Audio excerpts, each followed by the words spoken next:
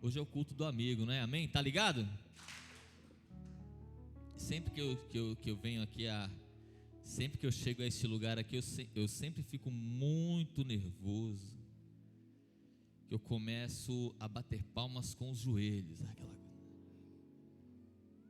E normalmente, né, o pastor Paulo, o pastor Diogo tem, né, vozes afinadas, eles cantam aquele louvor e aí eles descontraem, né? Mas hoje, para a glória de Deus, eu também vou. É aquele louvor congregacional que vocês estão acostumados, mas vocês vão perdoar a minha limitação, a nossa limitação, e vamos dar glórias a Deus. Amém, queridos? De uma maneira diferente, porque Deus, Ele é fiel. Tem um amado ali, querido, joga o refrão aqui para os nossos queridos aqui, em nome de Jesus. Vira para o seu irmão e fala assim para ele: eu vi o poder de Deus em meu favor, porque Ele é fiel. Vamos aí, taca fogo. Eu vi. Vai. Ensaiado, queridos. É ensaiado, hein? Vai. 1, 2, 3 e tac. Eu vi o poder de Deus em meu favor, a manifestação do seu amor. Estou vivo e livre do castigo todo esse mundo. Agora eu vi o poder de Deus em meu favor. Eu vi a manifestação do seu amor. Eu vi. Estou vivo, livre do cativo das coisas desse mundo. Agora eu escrevo. Foi mais ou menos assim a minha trajetória anteriormente. Tudo porque um dia no passado, quando eu andava em caminhos errados, por todos os lados andava cercado por coisas imundas. Eu era rodeado e eu achando que eu estava sempre certo, provando da morte cada vez mais perto, sem sorte, se achando esperto, perdido, inquieto, sem casa, sem teto. Tudo porque um dia a curiosidade me fez ficar cego pra toda a verdade, me revelando toda a iniquidade, pecado, maldade, principado, potestade. Pra mim era só novidade. E dia entrava e dia saía, conselho eu não ouvia, de mãe nem de tia eu dizia: se fosse bom cê não dava, vendia. No peito eu batia com toda arrogância, dizia: de crente eu quero é distância. Fiquei pra lá com a sua igreja, eu fico pra cá com uísque e cerveja. Pra mim tá tudo bem, não vejo nada mal, só quem tá doente é que precisa de hospital. Assim eu seguia, vivia, morria na cegueira espiritual. Então eu vi o poder de Deus em meu favor, a manifestação do seu amor. Eu vi. Estou vivo, livre do castigo das coisas desse mundo. Agora Então eu vi o poder de Deus em meu favor. Eu vi a manifestação do seu amor. Eu vi. Estou vivo, livre do castigo das coisas desse mundo. Agora eu escrevo. Mas a coisa começou a apertar.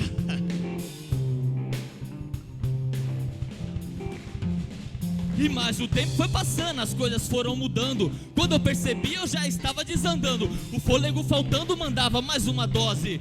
Por muitas vezes perto de uma overdose eu já não conhecia meu estado natural. Cheirava noite e dia e parava no hospital. Quase eu não comia e a saúde ia mal. A saúde ia mal. Dinheiro ganhava, dinheiro gastava, dinheiro não guardava, dinheiro assim faltava, eu desfazia do que eu tinha, eu gastava o que eu não tinha, a dívida vinha, a mesma ladainha, tá tudo no controle, controle não existia, assim subsistia um trapo de fato, vontade eu já não tinha, o vício fala mais alto, faz besteira, faz assalto, faz de tudo, nada tem, não liga mais pra nada, não considera ninguém, acabando com a vida e dizia: o que é que tem? O que é que tem? O que é que tem? O que é que tem? O que é que tem? O que é que tem? E eu vivia inseguro em secreto, sofria no escuro, tormento por perto, repleto de medos, inquieto. O fim era próximo, disso era certo, pois via em meu próprio reflexo um caso complexo. Ficava sem rumo, sem norte, sem nexo, não entendia o que se passava no beco sem sair daqui. Agora eu me encontrava morrendo como estava, assistindo o próprio fim. Não foi bem isso que eu planejei pra mim. No começo era delícia, era só curtição, agora sofria na situação. Enganação de momento roubou a minha vida e um tanto de tempo. Quando eu fiquei sozinho ao relento, foram os primeiros sinais para o arrependimento. Depois de todo esse tormento, essa situação desconfortável, eu posso falar para vocês uma coisa: foi diante desse cenário que agora eu posso dizer para vocês que eu poder de Deus em meu favor, a manifestação do seu amor. Estou vivo, livre do castigo, das coisas desse mundo. Agora eu Um dia eu vi. O poder de Deus em meu favor, a manifestação do seu amor. Estou vivo, livre do castigo, das coisas desse mundo. Agora eu vivo.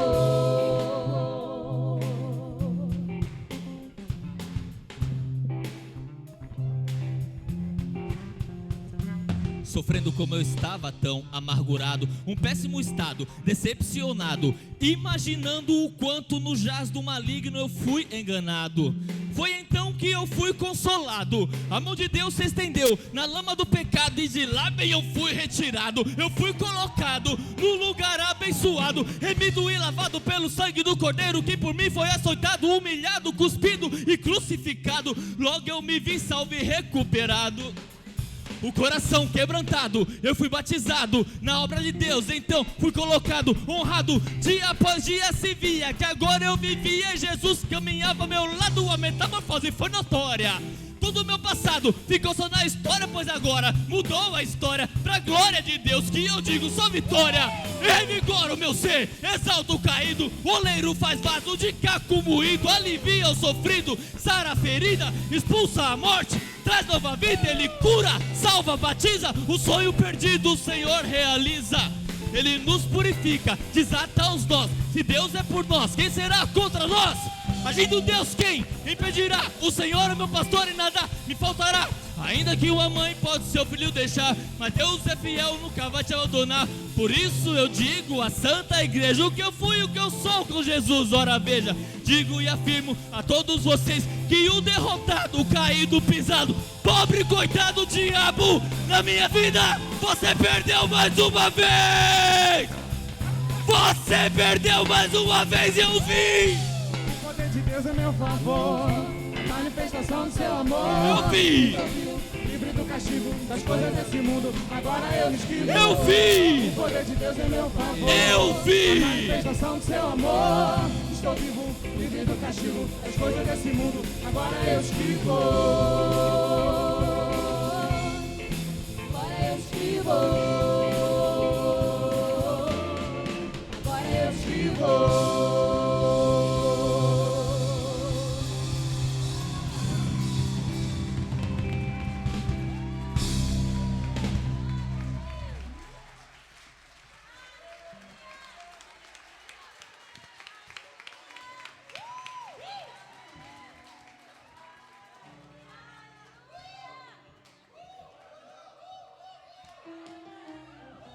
Aleluia. A igreja pode tomar assento em nome de Jesus, queridos. Essa foi a maneira que nós encontramos de contar um pouco do nosso testemunho. Deus é fiel.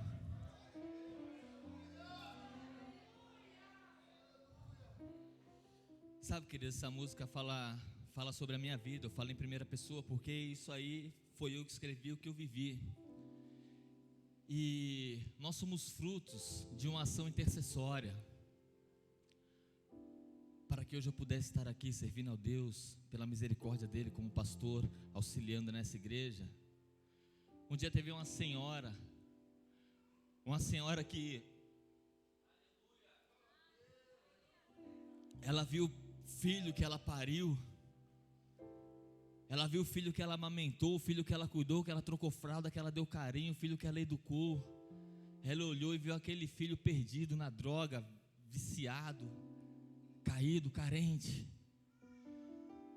E essa senhora, cujo nome é Maria José da Silva, uma intercessora nata, uma mulher de uma fé extraordinária,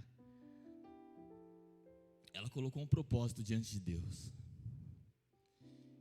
E muitas vezes nessas andanças dessas madrugadas, eu via a minha mãe na madrugada vindo de uma vigília para outra vigília. E quando eu a via, eu fingia que não via, andava para o outro lado.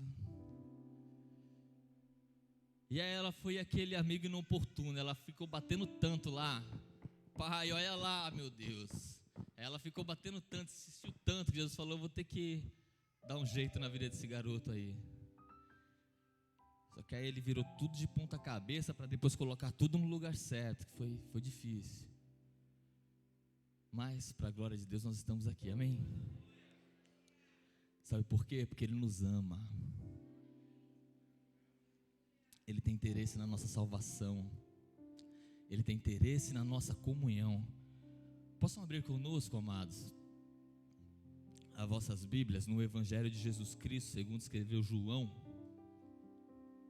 capítulo 3, versículo de número 16.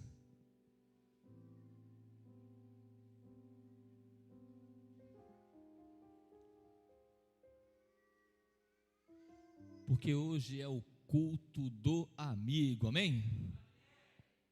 Então nós vamos falar um pouco de amizade. Isso aí é o centro da Bíblia, né? O resumo da Bíblia está aí.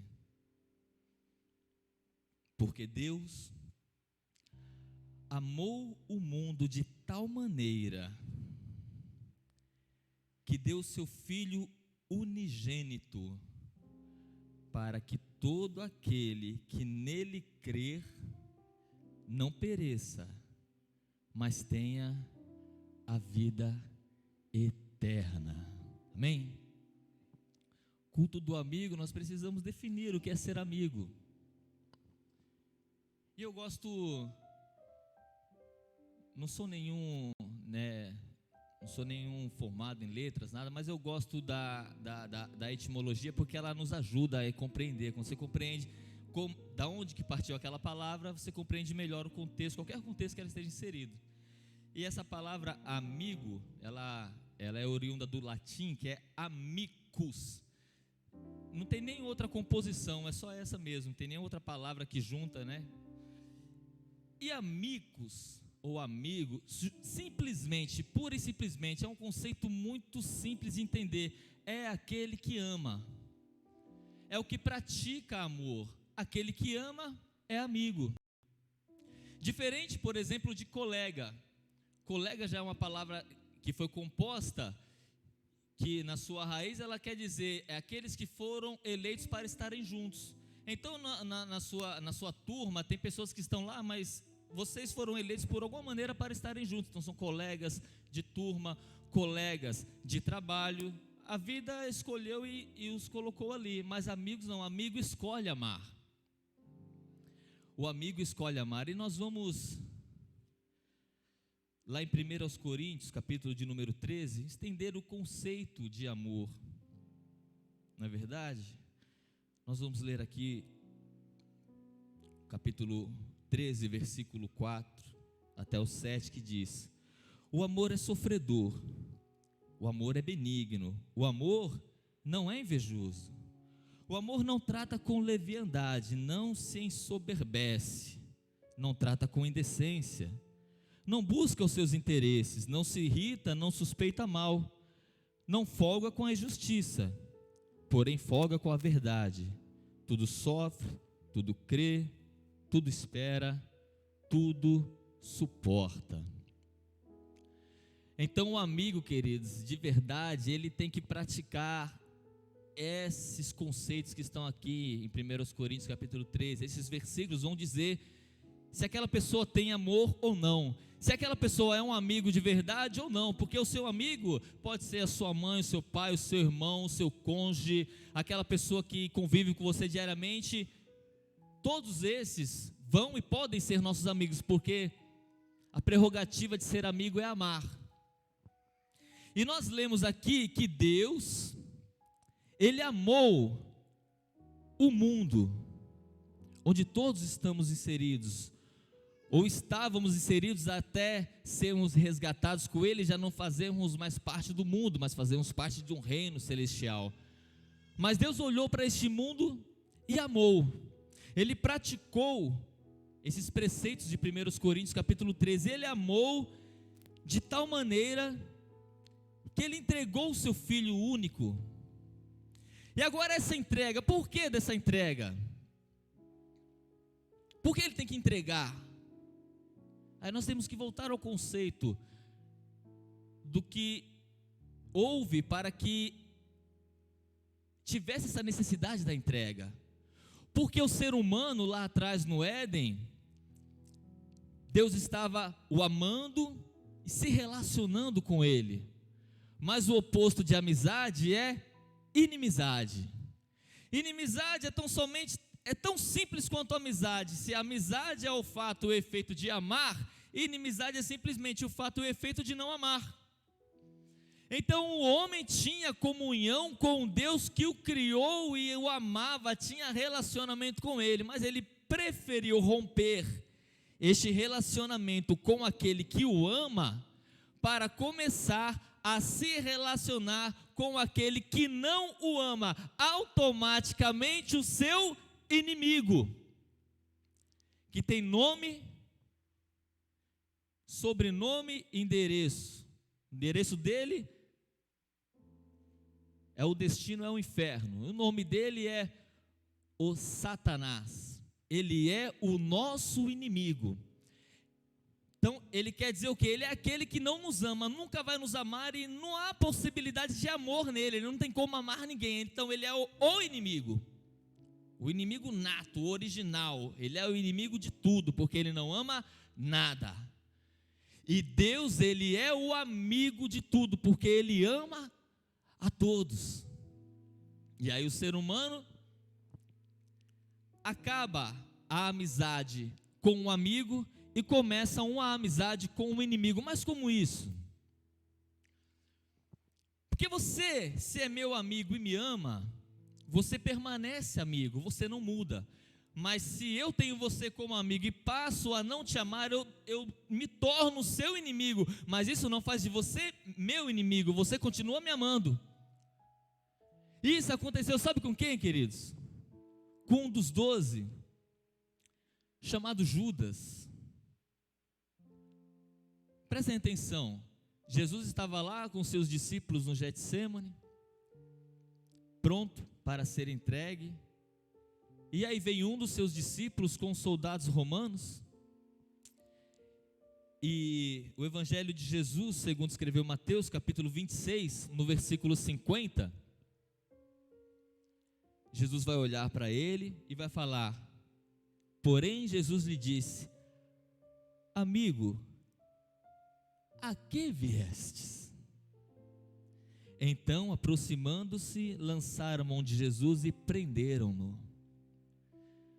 Vocês percebem que a mudança e a atitude de Judas fez com que Judas se tornasse inimigo de Jesus, porque ele passou a não amar Jesus. Mas Jesus continuou na sua posição de amante, na sua posição de dar amor. Jesus não muda, ele continua amando. Então, como nós falávamos anteriormente, como o homem preferiu a amizade com o seu inimigo natural, ele rompeu um compromisso que ele tinha com Deus, e aí Deus é justo. E o salário do pecado é a morte. E aí alguma coisa vai ter que vir para cobrir essa dívida, cobrir essa lacuna. Então a morte do culpado se paga pela morte de um inocente. O inocente por um culpado, sangue por sangue.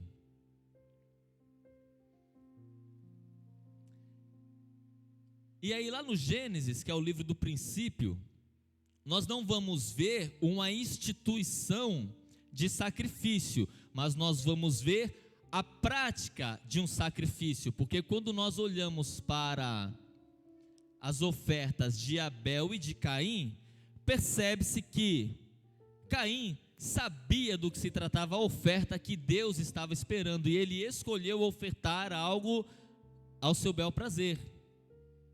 Deus falou para ele: você sabe que se fizer bem, você vai ser agradado. Isso no Gênesis. Já no livro do Êxodo começa a ficar mais organizado essa questão do sacrifício, o sangue do culpado, o sangue do inocente pelo sangue do culpado. Alguém tem que pagar essa dívida. E aí o Senhor, através de Moisés, dá os preceitos da lei. Então, anualmente, eles deveriam ir ao templo e, conforme a quantidade de pecados daquelas almas, eles iriam oferecer sacrifícios. Porque, naturalmente, queridos, a Bíblia fala que todos pecaram e destituídos da morte estamos, todos. Eu conheço até algumas pessoas que já tiveram não vou falar debate nem embate, mas é um diálogo, vai dizer assim, que eles falavam para mim assim: mas Amilson, eu conheço muito crente que faz isso, que faz aquilo, que faz aquilo outro, que faz aquilo outro, que faz aquilo outro, e eu não faço nada disso. Eu tenho uma vida certinha, eu não bebo, eu não fumo, eu não cheiro igual você cheirava, eu não adultero, não me prostituo, eu tenho a vida certinha, eu não preciso. Aí eu falo: calma aí, dá uma pausa. Você é inerrante? Você não peca de forma alguma? Não, eu peco. Aí que está. Porque um pecado já tira a pessoa da condição. Então, um pecado precisa de um sacrifício, é 1 a 1. Deus é justo, Ele não vai deixar por menos. E aí no Antigo Testamento, Deus instituiu todos os animaizinhos que eles tinham que ir lá e sacrificar por cada um, e eles começaram a fazer. Deus deu o mandamento à nação de Israel, para que também a nação de Israel pudesse influenciar as nações vizinhas e todos viessem a fazer aquilo. Resultado prático, que a nação de Israel nem cumpriu o que deveria fazer e tampouco influenciou. Ao contrário, foram influenciados. Chegou um ponto que eles já sacrificavam sem ter zelo pela vida do inocente. Eles já degolavam as pombinhas, os carneiros, os bodes, como tivesse bebendo um copo d'água. Eles já não conseguiam identificar que aquele inocente estava ali inocentemente pagando pelos seus pecados. Eles já perderam a noção e já faziam isso ao bel prazer, até que Deus falou: olha, eu já estou por aqui desse método de vocês, essa lua nova de vocês me deixa enojado, esses sacrifícios de vocês estão sacrifícios de tolos, vocês não fazem mais isso com zelo, vocês já não têm mais zelo pelo sangue do inocente, derramam o sangue do inocente como se estivessem tornando um copo de água. Está errado. E ali, aquele sacrifício era, vamos dizer assim, para encobrir. Ele não tinha poder para salvar, retirar o pecado de uma vez. Então vamos supor que você me deve, cada um de vocês aqui, olha, eu vou ficar rico agora. Cada um aqui me deve $1 trilhão. E aí, mensalmente, você vai me dar ali 1 centavo. Segura 1 centavo aí esse mês. Esse mês aqui segura 5 centavos aí, tá? Esse mês aqui, ó, hoje, esse mês eu não tenho nada. Segura 10 centavos aqui. Esses eram os valores que, ainda que eu usasse um valor estratosférico para tentar mencionar ele pelo alto e valores mínimos para tentar mencionar por baixo, o alto não tem condição de chegar no valor da vida de Jesus, e o baixo, a nossa vida vale muito menos do que isso na condição do pecado, estando com o pecado retido. Porque Deus amou o mundo de tal maneira que deu seu único filho para todo aquele que nele crê não pereça. Então você vai no supermercado comprar aquele alimento, né, não perecível, aquele que não estraga com facilidade. Nós, queridos, somos altamente perecíveis. Quando o coraçãozinho velho aqui para de bater, dá 24 horas, o urubu já está em torno. Dá 48 horas, os bichinhos já começam a se manifestar e fazer uma refeição da nossa matéria. Então o nosso valor com o pecado retido é o valor de uma matéria que perece, ou seja, se torna inexistente, ela morre, ela acaba, ela sucumbe de uma vez por todas. Essa é a condição desse amigo que falava comigo e falava: olha, mas eu sou certinho, bonitinho, eu pago minhas contas em dia, não adultero, não me prostituo, não fumo maconha, diferente de você que fumava, cheirava, que bebia, que era do crime. Não, eu não tenho um pecado retido. Sem a fé em Jesus Cristo é o suficiente para tornarmos como matéria orgânica perecível, aptos à inexistência. Só que nós começamos a falar aqui que nós temos não, me ajuda aí, gente. Nós temos um amigo, tá? Agora finge que eu não falei, vamos voltar. Nós temos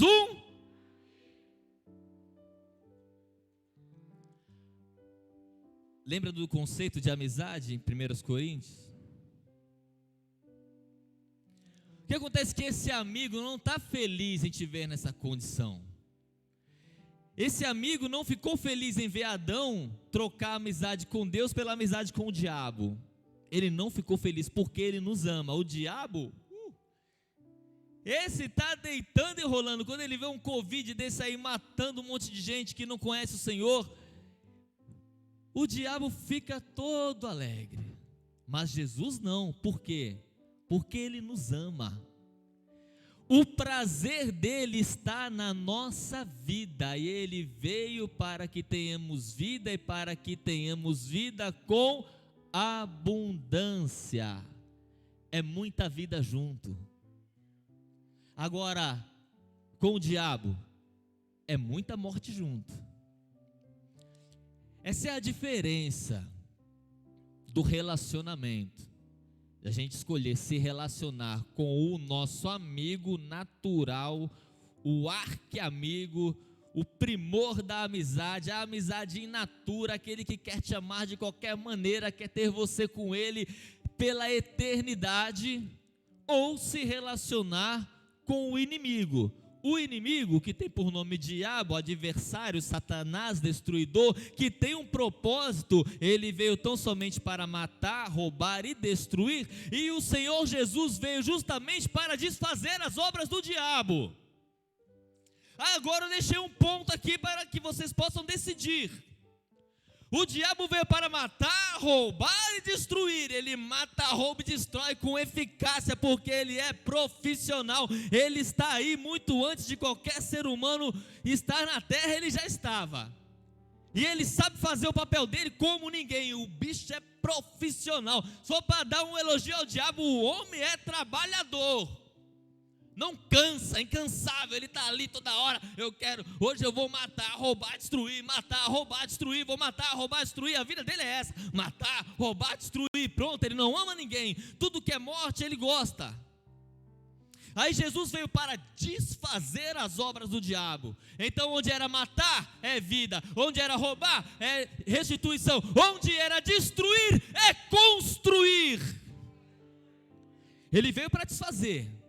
Um veio para matar, roubar e destruir, o outro veio para desfazer, dar vida, restituir e construir. Agora pensa que foi fácil?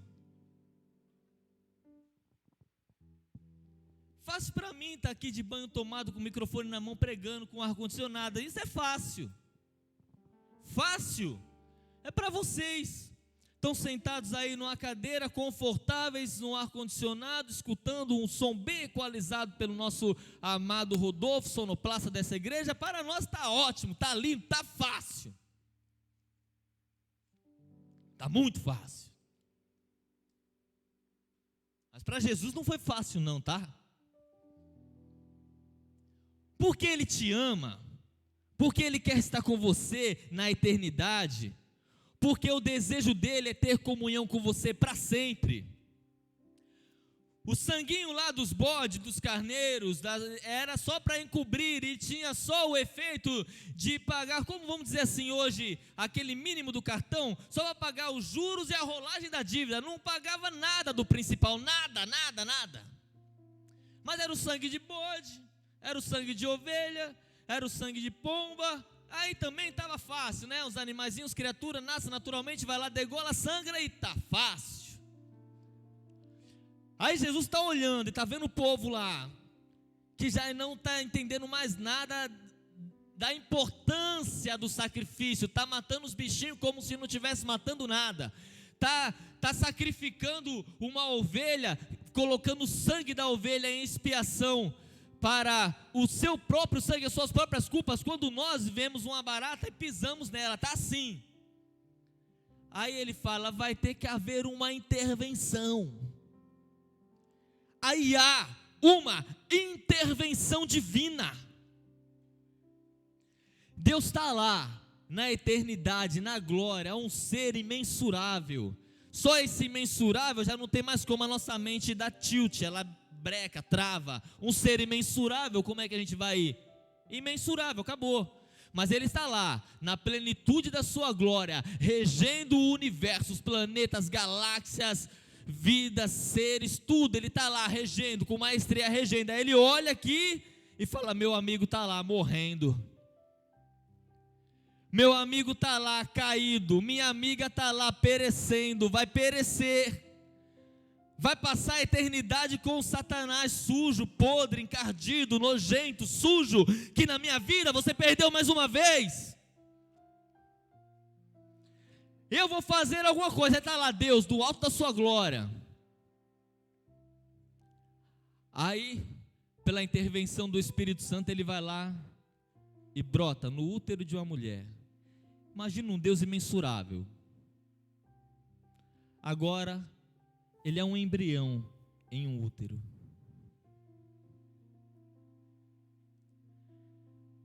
E aquele embrião vai se desenvolvendo, né? Aquele feto passa a ser um pequeno bebê, depois vira um bebê adulto, né? Quando dá final da gestação, e aí ele sai para a vida. E aí Jesus vai ali, naquela terra seca que é Israel, que nem chove naquele lugar, mas é a terra que Jesus abençoou, que ele pisou, onde ele suou e onde ele sangrou. Ele escolheu para ser a terra, ele escolheu para os filhos de Abraão, mas uma terra castigada, mas ele está ali, desce naquela terra igual um bebezinho, aí cresce mais um pouquinho, ganha um pouquinho de estatura, aí com 12 anos de idade você já vai ver na Bíblia que ele já é todo dado a fazer a vontade do Pai, e aí cresce, amadurece, aos 30 anos ele começa a exercer o seu ministério na terra. Onde ele passa, cego passa a enxergar, coxo passa a andar, os mortos se levantam, paralítico passa a andar. Onde ele passa, o milagre acontece. Onde ele passa, onde estava tudo seco, onde ele passa vai florindo, vai florescendo. Onde ele passa, a vida vai tomando forma. Onde ele passa, as águas vão passando e vão deixando tudo limpo, tudo bom, tudo puro, tudo diferente. Ele exerce o seu ministério durante 3 anos e meio aproximadamente. E aí chega o dia da Páscoa. O dia que eles estavam acostumados a irem ao templo, cada um com sua ovelha, cada um com sua rolinha, cada um com seu bodezinho, ir lá, sangrar os bichinhos como não se sangra nada, aí... Só que naquele ano, aqueles sacrifícios que estavam havendo lá no templo já não iriam mais ter efeito nenhum, porque agora já não era mais sacrifício, um sacrifício que não tinha a eficácia de tirar o pecado, sacrifício só para encobrir, sacrifício só para juros e rolagem de dívida, sacrifício que não pagava o principal, não. Agora o sacrifício é um sacrifício suficiente, não precisa 2, Não precisa mais matar nenhum bichinho, não precisa mais, porque naquele ano, enquanto eles estavam preparando aquela festa lá no templo, enquanto as pessoas já estavam peregrinando, cada um da sua terra, indo em direção a Jerusalém,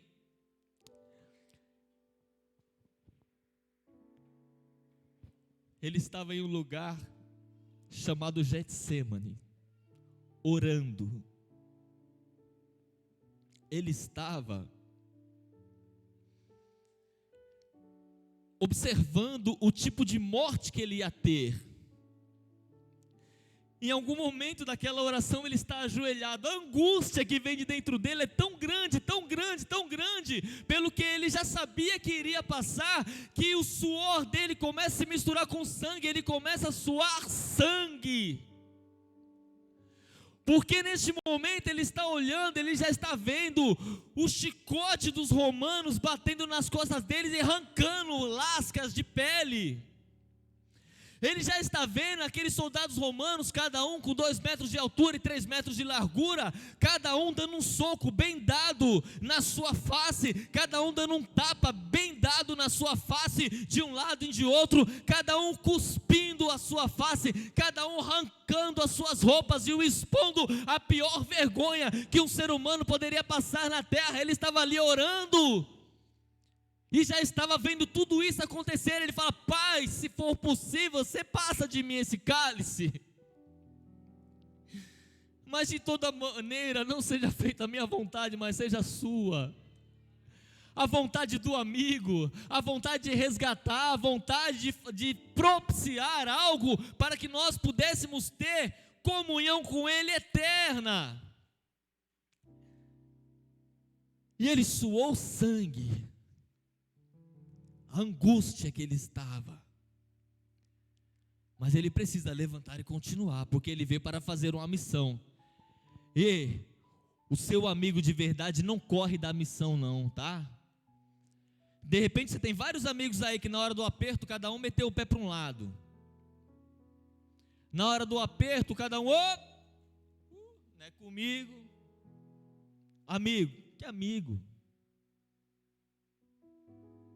Amigo? Quem é amigo?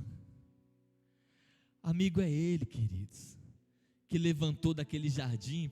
Se fosse eu, já metia o pé na hora, já vazava, pegava um barco, ia pular da terra plana, ia dar um jeito. Não, ele levanta da oração dele e vai lá.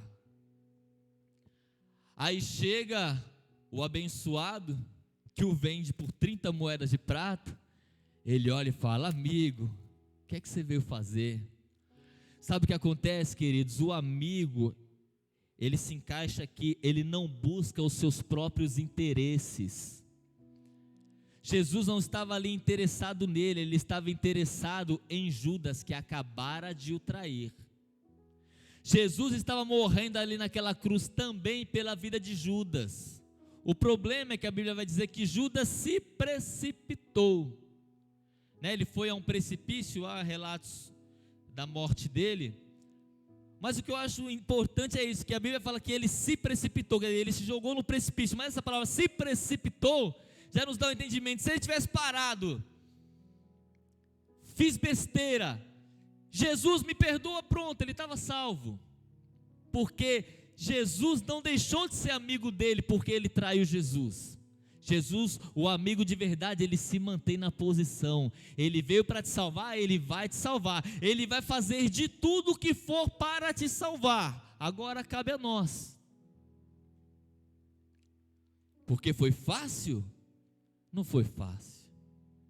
Quando ele levanta e ele é preso ali pelos soldados romanos, ele começa ali, vai ser apresentado diante de Pilatos. Pilatos, não é comigo e tal, aquela coisa, a mulher dele avisou. Não. Dá uma boa coça nele e manda ele para Herodes. Aí vai Jesus, humilhado, se coloca à disposição dos seus algozes, cada um com um chicote, batendo. A arte a indústria cinematográfica criou um filme que passa assim, superficialmente, pelo que Jesus passou. Um filme produzido pelo Mel Gibson, A Paixão de Cristo. Quantos assistiram? Então, lembra quando ele está lá? O chicote vem, arranca o pedaço das costas dele. Dá outra chicotada, arranca outro pedaço das costas dele. Ele vai lá, levando bofetada. Eles pegam a roupa dele, rasgam e tiram a sorte. A roupa dele. E aí eles colocam ele nu. Tudo isso por você, por mim, tá? Que ele passou. Pelado, nu, com a sua vergonha totalmente exposta.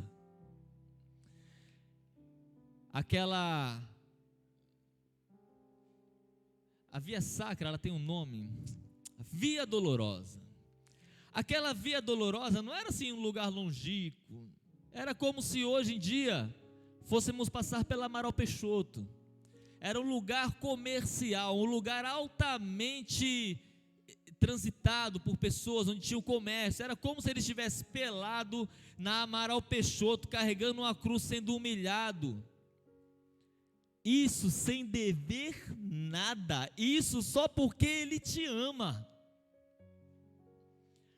só porque ele preferiu te amar e te livrar da morte. Para te livrar da morte, Ele teve que morrer no teu lugar, e Ele não teve que morrer de qualquer maneira, porque era fácil também, Ele poderia tomar um veneno, cair para trás e morrer. Não, Ele tinha que ser sacrificado, o sangue dele tinha que ser vertido com um propósito. O propósito de quê? De tirar o pecado do mundo, porque Ele é teu amigo e porque Ele te ama.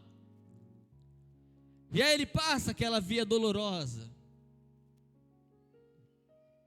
chega no lugar da caveira, Monte Calvário, Gólgota. Aí lá, gentilmente, os soldados romanos observam que a cruz não é do tamanho dos braços dele.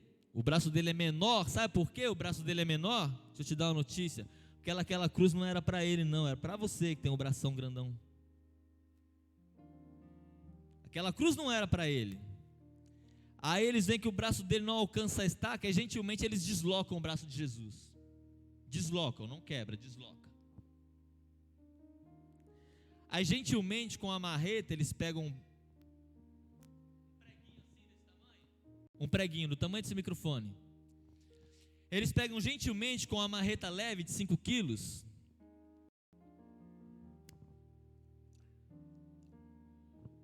começam a furar a mão dele até que esse pequeno cravinho atravesse e prenda a mão dele no madeiro. Eles repetem com outro braço. E agora eles vão usar um cravo um pouquinho maior, porque agora tem que cravar os 2 pés mais a madeira, com a marretinha leve. Um preguinho, não tinha nem como deixar um prego. Hoje em dia o prego você bate na madeira, ele vai fácil. Antigamente não tinha nem ferramenta suficiente para isso. O prego entrava na tora mesmo, na força. E aí ele está lá, pendurado. E aí começa o efeito, o substitutivo da minha e da tua vida. Ele começa a perecer.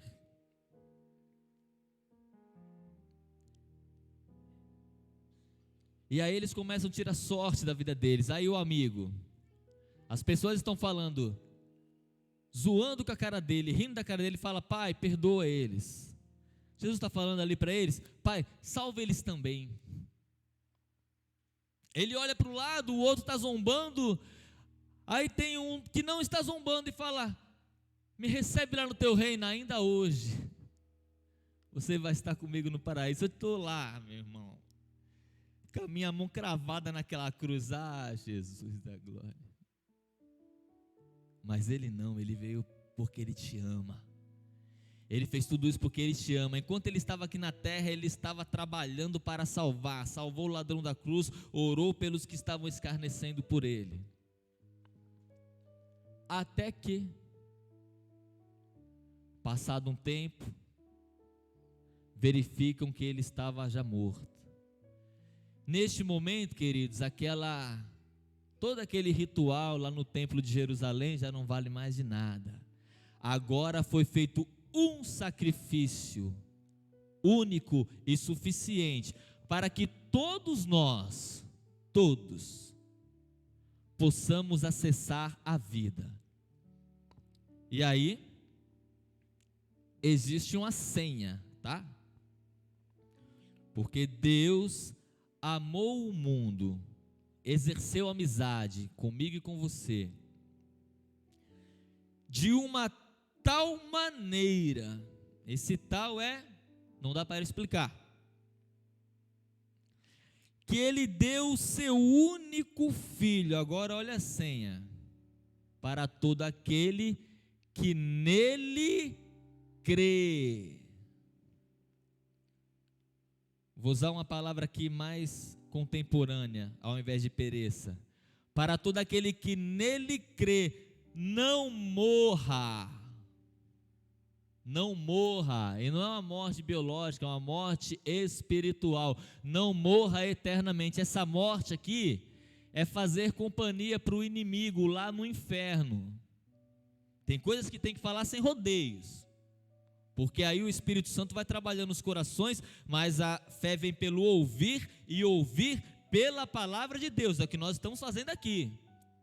Obrigar ninguém a nada, ninguém pode. O que a gente pode é instruir, falar a verdade. A Bíblia diz em João capítulo 8, versículo de número 32: e conhecereis a verdade, e a verdade vos libertará do que? Da morte eterna, companhia com Satanás lá no inferno. Dito isto, Ele veio para que todo aquele que nele crê não morra. Entenderam o conceito de morte? Morte nesse conceito aqui é fazer companhia a Satanás na eternidade em tormento. Esse é o conceito de morte. Mas Ele veio para todo aquele que nele crê. A senha é essa: para todo aquele que nele crê. Repitam comigo: todo aquele que não pereça ou não morra. Vamos lá? Não,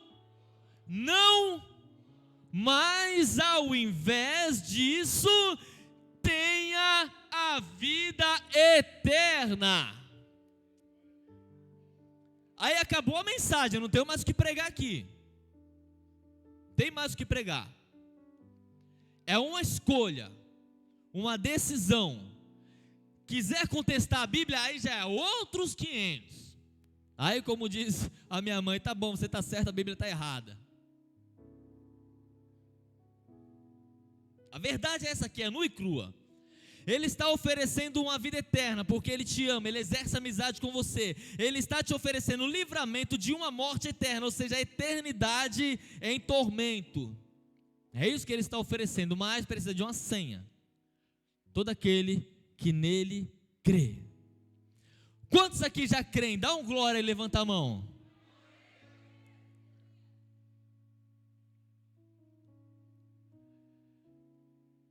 Agora, você que ainda não creu, você ainda que não tomou essa iniciativa, como diz o outro, o papo foi dado, e bem retinho. Você quiser crer a partir de agora, nós queremos orar por você. Ministério de Louvor, continua aqui com a gente, Ele me ama. Esse louvor é fazer você lembrar por que você deve crer, porque Ele te ama. Ele te ama, Ele não quer te ver morto, Ele quer te ver vivo. E eu quero saber aqui quantos que querem crer para se livrar da morte. Quero saber quantos. Você pode se levantar, ver até aqui à frente. Você pode ficar no seu lugar e erguer a sua mão. De alguma maneira você precisa... A igreja pode se colocar de pé em nome de Jesus. De alguma maneira você precisa se manifestar para se livrar da morte, exercer o crer. nele crê, não pereça, mas tenha a vida eterna. Pode cantar em nome de Jesus. Mesmo sendo assim, Meu pastor.